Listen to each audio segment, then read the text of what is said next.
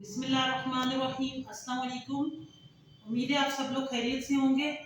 आज हम जिस चीज़ को डिस्कस करेंगे वो है रेटिनोस्कोप। यहाँ आप देख सकते हैं ये रेटिनोस्कोप है, ठीक है। और आज हम बात करेंगे रेटिनोस्कोप के पार्ट्स के बारे में। ये देखें आप, ये रेटिनोस्कोप का चार्जर है और ये हमारे पास रेटिनोस्कोप इंस्ट्रूमेंट है। बहुत सारे लोग इसके बारे में पहले से जानते भी होंगे। तो आज हम इसके पार्ट्स के बारे में बात करेंगे। सबसे पहले रेटिनोस्कोप यूज़ किस पर्पज़ के लिए की जाती है, बहुत सारे लोगों को पता भी होगा। हम बेसिकली रेटिनोस्कोप से किसी भी आई का रिफ्रैक्टिव एरर या ग्लासेस की जो प्रिस्क्रिप्शन है वो हम फाइंड आउट करते हैं। और ये एक ऑब्जेक्टिव मेथड है। जिस तरह ऑब्जेक्टिव मेथड में हमारे पास ऑटो रिफ्रैक्शन है, सेकंड नंबर पे हमारे पास रेटिनोस्कोपी आ जाती है। ये ज़्यादा जो है वो एक परफेक्ट वे है for detection of refractive error. Retinoscopy जो है, इससे ज़्यादा आप इस पर रिलाई कर सकते हैं किसी भी आई का रिफ्रैक्टिव एरर फाइंड करने के लिए। और ये एक एक्यूरेट वे है, सिंपल भी है, थोड़ी सी इसकी प्रैक्टिस चाहिए होती है। और हम इसको जो है कुछ पार्ट्स में ये वीडियोस बनेंगी जिन पे जो है हम इसके रेटिनोस्कोपी का या रेटिनोस्कोप का जो है तमाम चीज़ें जो है वो स्टेप बाय स्टेप डिस्कस करेंगे। इस वीडियो बनाई गई थी जो थी साइक्लोप्लेजिक रिफ्रैक्शन के ऊपर कि किन पेशेंट्स में आप साइक्लोप्लेजिक रिफ्रैक्शन करते हैं, क्या इंडिकेशंस है साइक्लोप्लेजिक रिफ्रैक्शन की। उसी से रिलेटेड है। ज़ाहिर साइक्लोप्लेजिक रिफ्रैक्शन में भी रेटिनोस्कोपी का ही यूज़ होता है। साइक्लोपिन ड्राफ्ट्स डाल के या प्रॉपर जो है वो साइक्लोप्लेजिया जब हमें अचीव हो जाता है उसके बाद हम रेटिनोस्कोपी करते हैं। बगैर साइक्लोपिन के भी रेटिनोस्कोपी की जाती है, एडल्ट्स में, ओल्ड एज पेशेंट्स में भी की जाती है। कंडीशंस होती हैं कुछ, लेकिन मोस्टली जो रेटिनोस्कोपी हम परफॉर्म करते हैं वो उन बच्चों में जिनमें एकोमोडेशन का इशू होता है, एकोमोडेट बहुत ज़्यादा कर रहे होते हैं या इनकॉन्सिस्टेंट हमारे पास रिजल्ट होते हैं टू द सब्जेक्टिव रिफ्रैक्शन, और या फिर इस तरह के इश्यूज होते हैं पेशेंट जिसमें हमें जो नॉन वर्बल है बच्चे, उनमें जो है रिस्पॉन्स नहीं मिल रहा होता, या इस तरह के रिफ्रैक्टिव एरर्स होते हैं या डेविएशंस होती हैं। उनमें हम प्रेफर यही करते हैं बच्चों में स्पेशली कि हम वहाँ पर subjective refraction, direct subjective refraction करने से या ऑटो रिफ्रैक्शन करने से हम जो है वो प्रॉपर रेटिनोस्कोपी परफॉर्म करें और उसके अकॉर्डिंगली जो है हम उसकी ग्लासेस का नंबर जो है वो प्रिस्क्राइब करें। इसकी बात करें तो इसके पार्ट्स में सबसे पहले इसका सबसे ऊपर आ जाता है ये हेड। हेड के बाद ये जो एरिया है ये आ जाता है इसका नेक, और नीचे आप देखें तो ये इसकी टेल हो जाती है।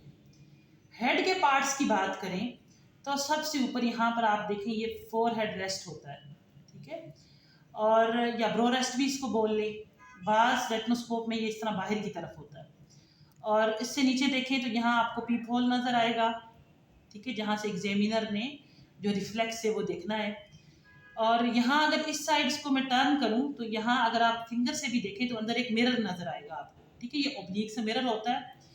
और ये मिरर बेसिकली इसके दो इफेक्ट होते हैं, plane mirror effect, concave mirror effect. तो मिरर आ गया, अपर्चर आ गया। नीचे अगर आप हम नेक की बात करें, नेक में भी इसके पार्ट्स हैं। ये अगर देखें यहाँ पे सबसे पहले स्विच ऑन स्विच ऑफ है, ठीक। इससे ऊपर देखें तो यहाँ पर आपको स्ट्रीक रोटेटर मिलेगा। इस स्ट्रीक रोटेटर की हेल्प से, जैसे मैंने अगर स्विच ऑन किया इसको, तो इस स्ट्रीक की रोटेटर की हेल्प से मैं इस स्ट्रीक को वर्टिकल और हॉरिजॉन्टल घुमाऊंगी, जो मुझे स्ट्रीक नज़र आएगी अंदर। और यहाँ पर आप ये देखें तो ये इसको मेरिडियन बोलते हैं, जिससे आपने प्लेन मेरिडियन और कॉन्केव मेरिडियन जो है वो उस पर स्ट्रीक को एडजस्ट करके रेटिनोस्कोपी परफॉर्म करनी है। और नीचे अगर हम बात करें तो ये इसकी टेल है। टेल में बल्ब होता है और बैटरी होती है। तो ये पार्ट जो है सारे ये सेपरेट भी हो सकते हैं, टेल भी सेपरेट हो सकती है, इसी तरह इसका हेड भी हम सेपरेट कर सकते हैं। स्विच ऑन करूंगी रेटिनोस्कोप को तो आप यहाँ पे देखें एक इलोंगेटेड सी आपको लाइट स्ट्रीक नजर आएगी, ठीक है। ये रेक्टेंगुलर इलोंगेटेड सी स्ट्रीक इस तरह से बनती है रेटिनोस्कोप की। और अगर ये जो हमने पहले डिस्कस किया था मेरिडियन, इस मेरिडियन को जब मैं ऊपर नीचे करती हूँ तो ये आप देखें प्लेन मिरर इफेक्ट और कॉनकेव मिरर इफेक्ट इंड्यूस होता है। तो हमने हमेशा जो स्ट्रीक है या मेरिडियन है उसको नीचे रखना होता है जहां पे प्लेन मिरर इफेक्ट हमें मिलता है, ये प्लेन मिरर इफेक्ट। अब क्या रीजन है क्यों हम प्लेन मिरर इफेक्ट पे रेटिनोस्कोपी परफॉर्म करते हैं। जब हम प्लेन मिरर रखते हैं रेटिनोस्कोपी का प्लेन मिरर यूज करते हैं तो हमें एज इट इज मूवमेंट्स नजर आ रही होती हैं आई में। जिस तरह अगर पेशेंट सपोज इमेट्रोपिक है या मायोपिक है या विद मूवमेंट आती है या अगेंस्ट मूवमेंट आती है, तो हमें एज इट इज वही मूवमेंट नजर आ रही होती है जो आई में है। यानी अगर विद है तो विद ही मूवमेंट नजर आएगी, अगेंस्ट है तो अगेंस्ट मूवमेंट ही नजर आएगी। हम कॉनकेव मेरिडियन को यूज करते हैं और हम अपनी स्लीव ऊपर ले जाते हैं, ठीक है। कॉनकेव मेरिडियन पे हमें ऑपोजिट मूवमेंट्स फील होती है। मींस अगर पेशेंट की आई में विद मूवमेंट है तो हमें अगेंस्ट मूवमेंट नजर आएगी, और अगेंस्ट मूवमेंट है तो विद मूवमेंट नजर आएगी। इसलिए हम लोग हमेशा प्रेफर ये करते हैं कि प्लेन मिरर के ऊपर सेटिंग करके तो हम रेटिनोस्कोपी परफॉर्म करें, कॉनकेव पे ना करें, क्योंकि कॉनकेव पे जितनी भी मूवमेंट्स है वो हमें ऑपोजिट मिलेगी। प्लेन में जो हमें वो सारी movements as it is same मिलेगी जो पेशेंट की आई में मूवमेंट होगी।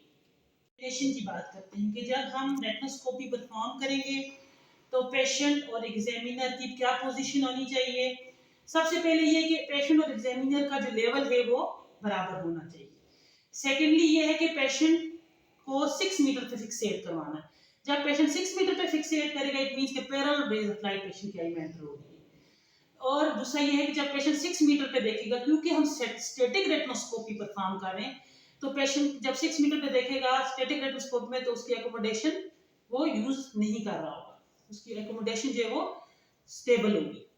और जब हम रेटिनोस्कोपी परफॉर्म करते हैं तो इसका एक सिंपल रूल है कि जब आप पेशेंट की राइट आई को असेस करेंगे तो एग्जामिनर को भी राइट साइड पे बैठना चाहिए और उसको राइट हैंड यूज करना चाहिए और राइट आई यूज करनी चाहिए। सिमिलरली जब हम पेशेंट की लेफ्ट आई को असेस करेंगे तो एग्जामिनर भी लेफ्ट साइड पे होगा, एग्जामिनर का लेफ्ट हैंड होना चाहिए और लेफ्ट आई, और पेशेंट जो है वो सामने फिक्सेट करेगा 6 मीटर के ऊपर। ये क्यों जरूरी है? ये इसलिए जरूरी है कि जब हम बहुत ज्यादा राइट या लेफ्ट हो जाते हैं पेशेंट की आई से तो एक फॉल्स प्लस का सिलेंडर इंड्यूस हो जाता है, यानी एक फॉल्स स्टिग्मेटिज्म इंड्यूस हो जाता है at the axis of 180 degrees. तो उसको ओवरकम करने के लिए ये जरूरी है कि आप पेशेंट के लेवल पे हो, पेशेंट डिस्टेंस पे फिक्सेट करें और आप उसके आगे ना आए। जब आप अगर लेफ्ट आई को राइट साइड से असेस करेंगे या लेफ्ट आई को राइट आई से असेस करेंगे तो आपका पेशेंट का डिस्टेंस जो है वो आप काफी फार अवे हो जाएगा। मींस आप पेशेंट के राइट या लेफ्ट पे काफी ज्यादा हो जाएंगे, जिसकी वजह से फास्ट स्टिग्मेटिज्म इंड्यूस होगा। तो उसको ओवरकम करने के लिए जरूरी है कि जो आई है पेशेंट की, आपकी भी वही आई वही साइड हो और वही हैंड हो असेस करते हुए। आज का हमारा वीडियो रेटिनोस्कोप के पार्ट्स के बारे में। उम्मीद है आप सब लोगों को पसंद आएगा, समझ आएगी, और अगर इससे रिलेटेड कोई क्वेश्चन हो तो इनबॉक्स में आप कर सकते हैं। इंशाल्लाह आपके क्वेश्चंस का प्रॉपर रिप्लाई मिलेगा आपको। Thank you so much. Stay connected, stay blessed. Allah.